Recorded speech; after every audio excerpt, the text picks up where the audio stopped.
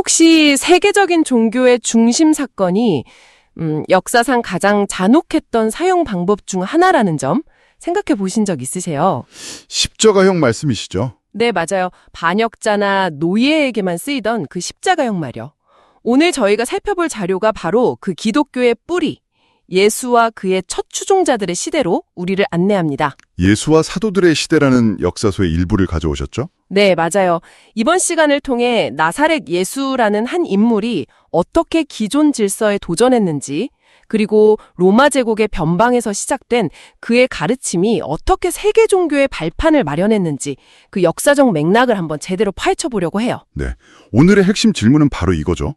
예수는 대체 어떤 세상에 살았는가? 그렇죠. 그의 메시지는 당시 사람들에게 어떻게 들렸고 또 왜 그는 결국 기존 권력의 엄청난 위협으로 여겨졌을까요?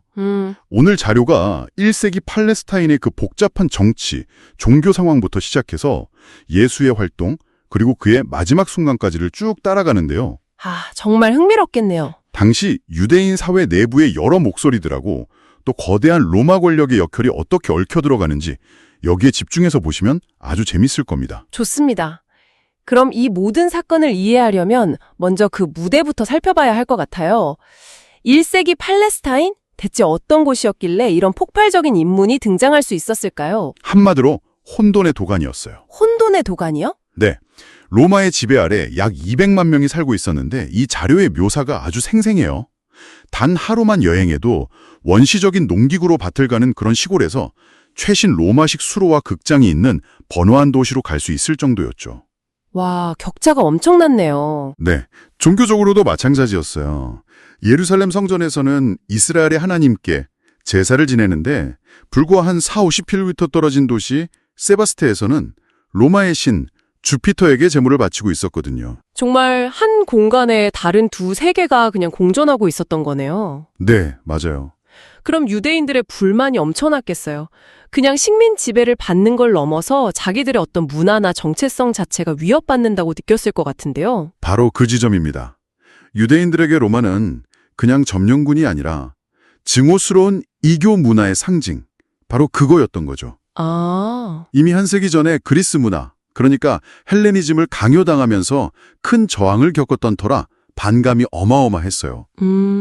이 자료에서 강조하는 건 모든 유대인들이 로마에 반대했다는 점은 같았지만 어떻게 저항할 것인가에 대해서는 의견이 완전히 갈렸다는 거예요. 이렇게 사회 전체가 어떤 압박감과 분노에 차 있었다면 사람들이 무언가 구원자나 영웅을 간절히 기다렸을 것 같은데요. 이런 분위기가 메시아 사상과도 관련이 있었나요? 정확합니다.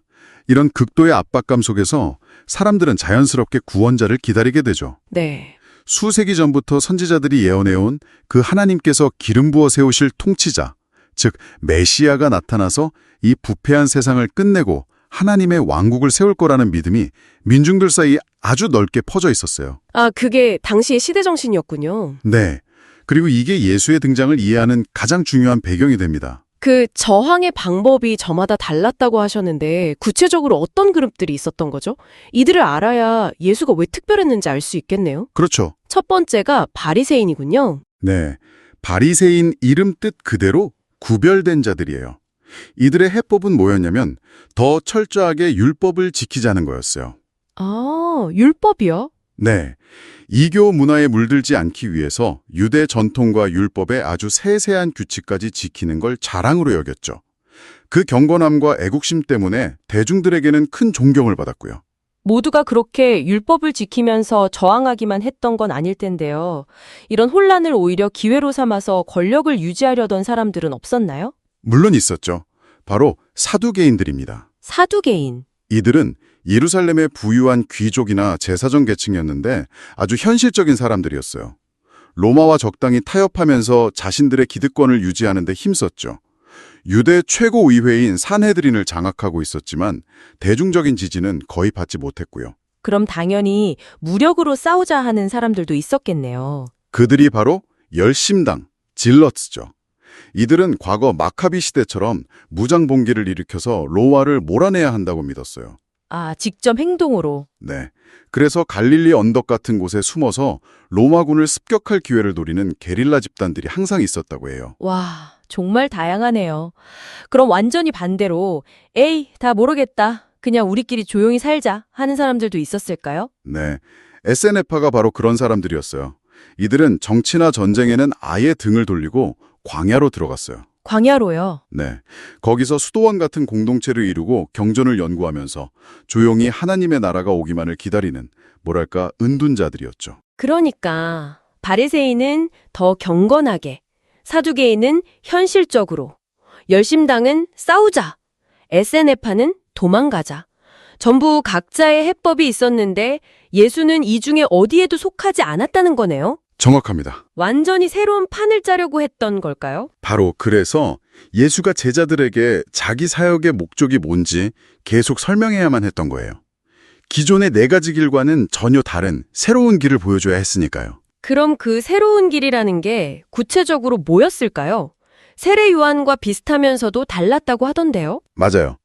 회개하라 천국이 가까이 왔다는 메시지는 같았지만 활동 방식이 달랐어요. 세례 요한이 광야에서 심판을 외쳤다면 예수는 직접 갈릴리의 마을들을 찾아다니며 회당에서 가르쳤죠. 아, 직접 찾아갔군요. 네.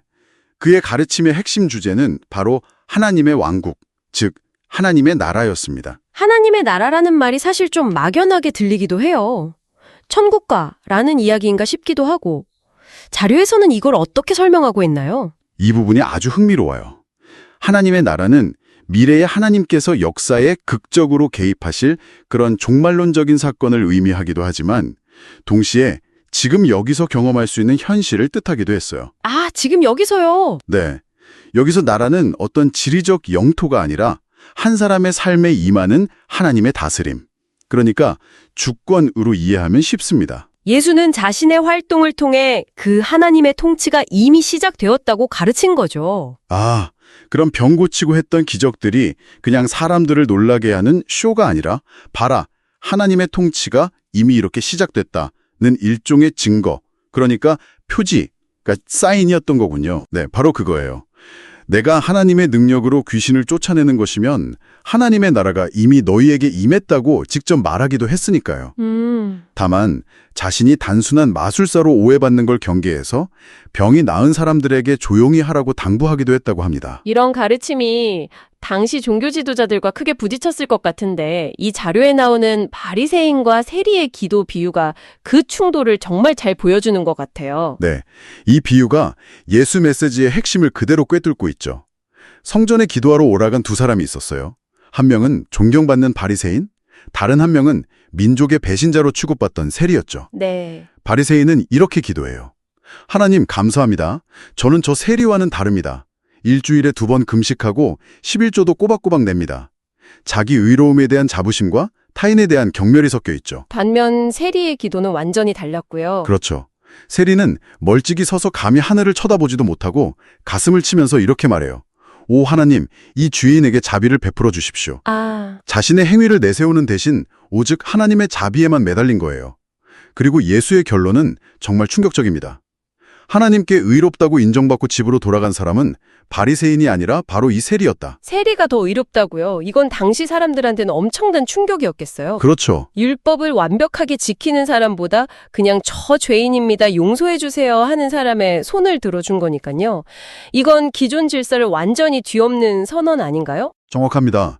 바리새인들의 종교가 수백 개의 율법을 지키는 행위에 기반했다면 예수의 가르침은 자기 의를 내려놓고 하나님의 자비에 의지하는 태도에 기반했던 거죠. 갈등의 핵심 원인이 바로 여기 있었던 겁니다. 인기가 높아지면서 정치적인 위협도 커졌을 텐데 결국 예루살렘으로 향하잖아요. 이때 분위기가 정말 극적이었던 것 같아요. 일부러 나귀를 타고 입성했다면서요? 네, 그건 아주 의도된 행동이었어요. 스가랴 선지자의 예언처럼 겸손하여 나귀를 타는 왕의 모습을 연출한 거죠. 전쟁 영웅처럼 말을 타고 입성하는 게 아니라요. 군중들은 호산나를 외치며 열광했고 이 자료는 이 사건을 예수가 처음이자 마지막으로 자신을 공개적으로 메시아와 동일시한 순간으로 봅니다. 아, 최후 통첩 같은 거였군요. 네, 예루살렘의 권력자들에게 나를 받아들일 것인가 하고 던진 셈이죠. 일종의 공개적인 출사표였네요. 그리고 바로 다음 날 성전에서 상을 뒤엎는 사건까지 이건 정말 선을 넘은 거 아닌가요? 그렇죠. 성전 안에서 제물용 짐승을 팔고 돈을 바꿔주던 상인들을 내쫓으면서 외쳤어요. 내 집은 기도의 집이라 불릴 것인데 너희는 강도의 소굴로 만들었다. 와... 그건 성전의 권위에 대한 정면 도전이었고 특히 성전을 통해 막대한 이익을 얻던 사두개인들에게는 직접적인 공격이었습니다. 아, 그러니까 나귀 입성은 내가 메시아다라는 상징적인 선언이고 성전 정화는 너희 기득권은 썩었다라는 실질적인 공격이었네요. 이러면 사두개인들이 가만히 있을 수가 없었겠어요. 네, 메시아라는 소문은 로마에 대한 반란 가능성을 의미했고요. 만약 반란이 일어나서 로마가 무력으로 진압하면 자신들의 모든 특권을 잃게 될 테니까요. 그렇죠.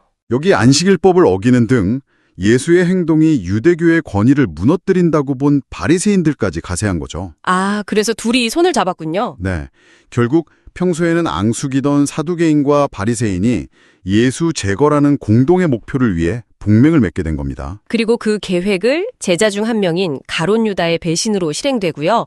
그가 받은 은전 30냥이 당시 숭룡공의 넉 달치 월급이었다는 디테일이 참 현실적이네요. 그만큼 치밀한 계획하에 음모가 진행됐다는 걸 보여주죠. 유다 덕분에 성전 당국은 대중의 눈을 피해서 조용히 예수를 체포할 수 있었던 거고요. 체포 직전 그 유명한 최후의 만찬이 있었죠. 여기서 새 언약이라는 굉장히 중요한 개념이 나오더라고요.